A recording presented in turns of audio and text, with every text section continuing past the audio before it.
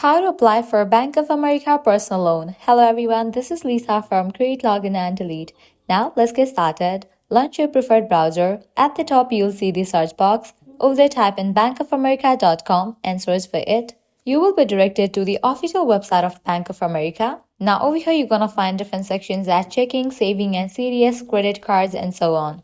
Unfortunately, right now you cannot apply for personal loan in Bank of America, but what you can apply for is home loan and auto loans. So if you want to apply for home loan and auto loans, click on it.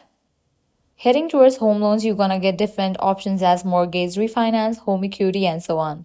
Likewise, heading towards auto loans, you'll get the options of auto purchase loans, auto loan pre-qualifications, auto refinance loans, and so on. If you're interested in any of the loan, all you have to do is click on it. For instance, I'm gonna select this one, auto purchase loan.